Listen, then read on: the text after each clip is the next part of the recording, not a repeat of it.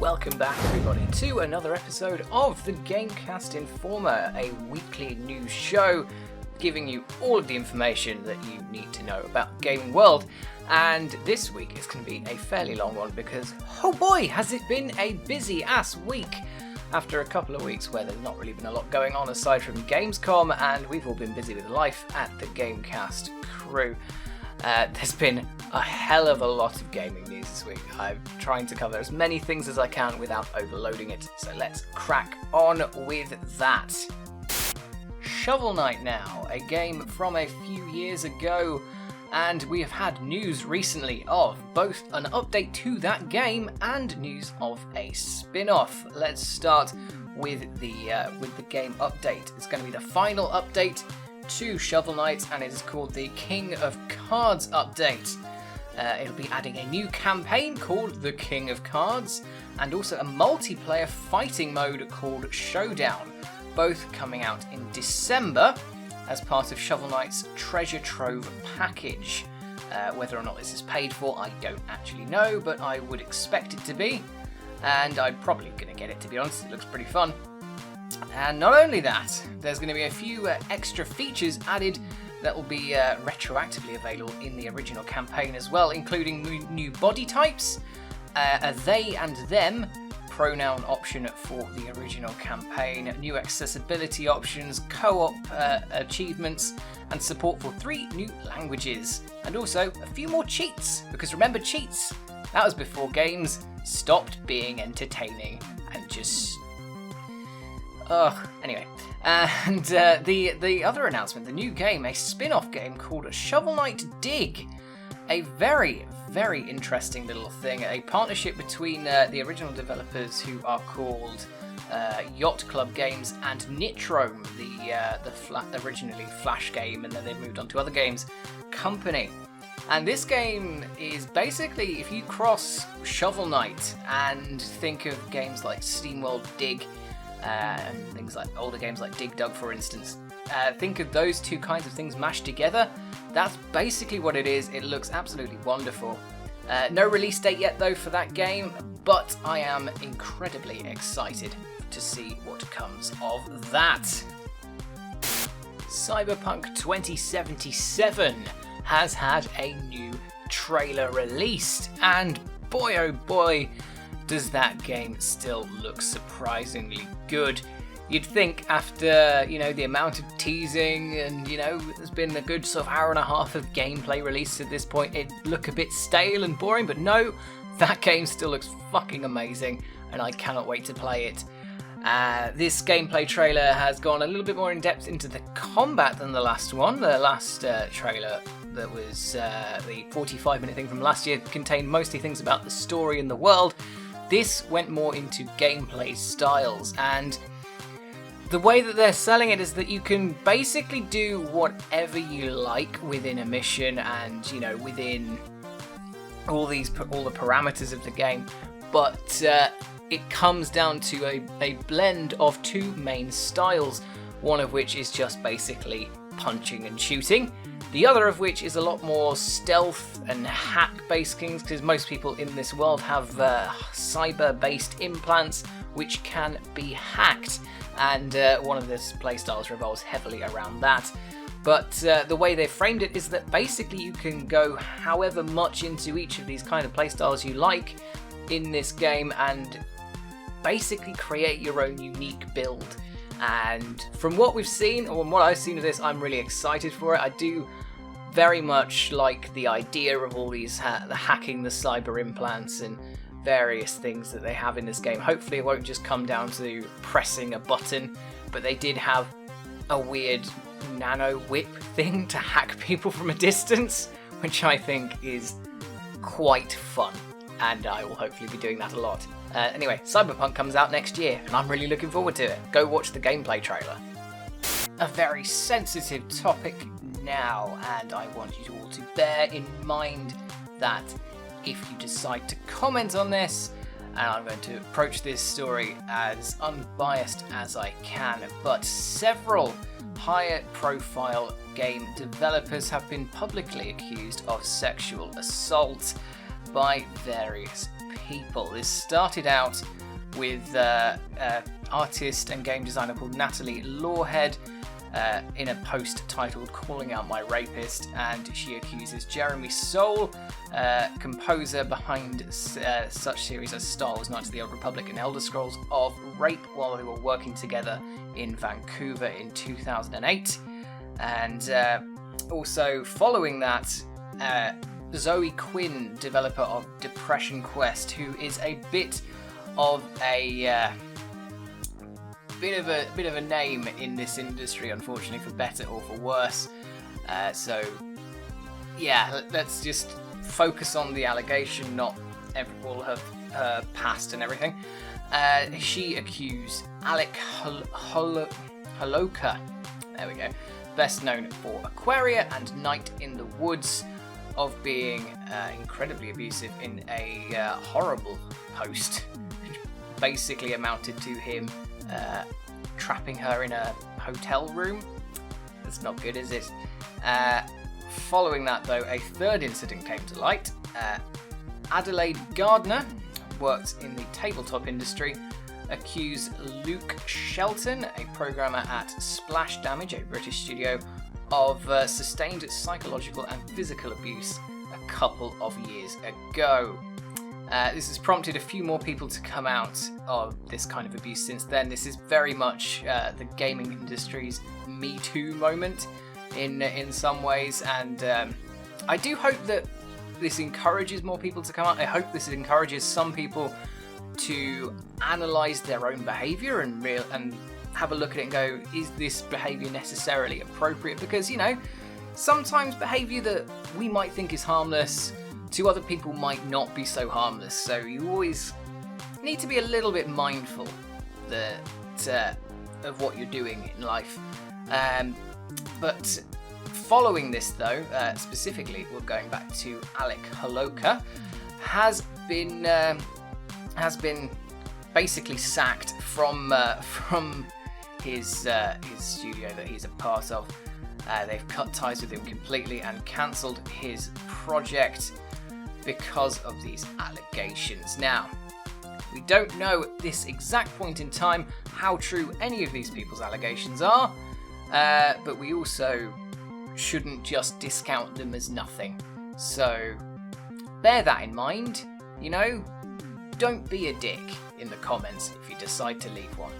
An addendum to this story: a few days after I had initially recorded it, we have received news that Alex Holoka, the Night in the Woods creator, who was one of the named alleged abusers, has died, unfortunately. Not much is known about his death. It's not been reported what the cause was. It was reported on Twitter by a family member who mentioned he'd suffered from mood and personality disorders just a few days after all of this allegations and his company cutting ties with him had occurred, which is, wow, that's heavy news. And it's basically in a series of public tweets. His family wrote that he had been the victim of abuse himself and had been working to rehabilitate himself in recent years. And that Twitter account has since been made private, presumably because of dickheads on Twitter abusing them. The final message, though, did end with a plea that I will reiterate and completely get behind myself, that his death should not be used as an excuse to harass anyone else, which is correct. It should not. I have actually just finished reading a very interesting book on this topic. It's called So You've Been Publicly Shamed by John Ronson. And if you want a deep dive into the ins and outs on both sides of online abuse and shaming on things like Twitter, then that's a very good read on this topic. But in any case, my wow, this is honestly really, I've only just read this. This is astounding. My heart goes out to the family of Alex Holoka, because that is not a fun thing to have to go through. Now for something a little bit unsavoury. We're going to talk about NBA 2K20 and an example of a publisher really trying to push it just to see how much they can get away with when it comes to loot boxes. Unfortunately, loot boxes are no stranger to this series, but this particular entry has had a trailer and it seems to be wow. It's shockingly egregious. Basically a slot machine for the loot boxes, literally showing the gambling and making it look like gambling, and that's just awful, quite frankly. And this is in a game that is marked as a rated 3+ by PEGI. That's the Pan-European Gaming something. Anyway, they do the ratings for Europe, and that is not good. It's received a lot of criticism, rightly so, from the community. And yeah, put it this way, Pokemon is PEGI rated as 7+, and this is rated as a 3. Do bear in mind though that this is just the trailer for the game, and PEGI have released a statement that I shall read out for you now. We have seen the announcement trailer of NBA 2K20 and noticed the controversy it has caused. We feel it's important to carefully explain what certain content is triggering the gambling descriptor in the PEGI system, but also show where it does not at this moment. A video game gets the gambling content descriptor if it contains moving images that encourage and or teach the use of games of chance that are carried out/played as a traditional means of gambling. We use a help text to clarify this in more detail. This refers to types of betting or gambling for money that is normally played or carried out in casinos, gambling halls, or racetracks. This does not cover games where betting or gambling is simply a part of the general storyline. The game must actually teach the player how to gamble, bet, and or encourage the player to want to gamble or bet for money in real life. For example, this will include games that teach the player how to play card games that are usually played for money, or how to play the odds in horse racing. It's important to stress that the controversial imagery played on a central role in the trailer may not necessarily do so in the game, which has not yet been released. At this point in time, PEGI can only comment on the trailer, which has been made publicly available. The trailer includes imagery that's generally known from casinos, Wheel of Fortune slot machines. Using this sort of mechanic to select an item or character or action by chance is not the same as teaching how to gamble for money in a casino. These differences currently prevent us from applying the gambling descriptor, but we are very aware that it may get too close for comfort for some people, and is part of an internal discussion at PEGI that we're having at the moment.